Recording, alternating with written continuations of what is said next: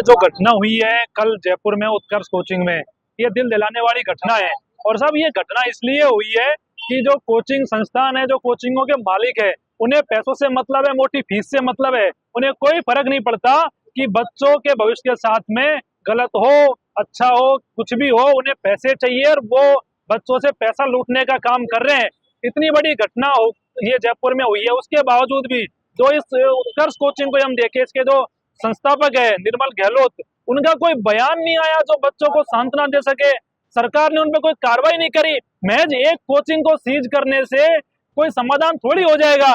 मैं ये दावे के साथ कह रहा हूँ आपसे कि गोपालपुरा से लेके गुजर की थड़ी तक जितनी भी कोचिंगें चल रही है, सारी कोचिंगें ऐसी हालातों में है, सारी लाइब्रेरी ऐसी हालातों में है, कोई भी प्रकार से रूल एंड रेगुलेशन वहां नहीं है। चाहे कोई फायर सेफ्टी की बात हो, चाहे वेंटिलेशन की बात हो, और भी तो तमाम चीजें हैं उनकी बात हो, कुछ भी कोचिंगों में नहीं है। बस कोचिंग माफिया ये बनके बच्चों को लूटने का कार्य कर रहे हैं।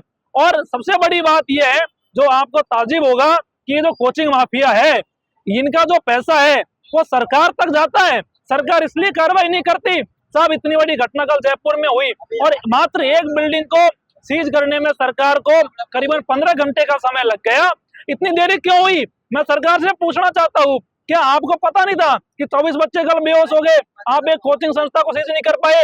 और मैं कह रहा हूँ आप सर्वे कराइए और सारी कोचिंगों में इस प्रकार की हालात पाई जाती है और जहाँ किसी प्रकार का कोई भी रूल एंड रेगुलेशन फॉलो नहीं हो रहा है, उनको आप बैन करिए, जिससे बच्चों के भविष्य के साथ में खिलवाड़ नहीं हो और बच्चों को बचाया जा सके।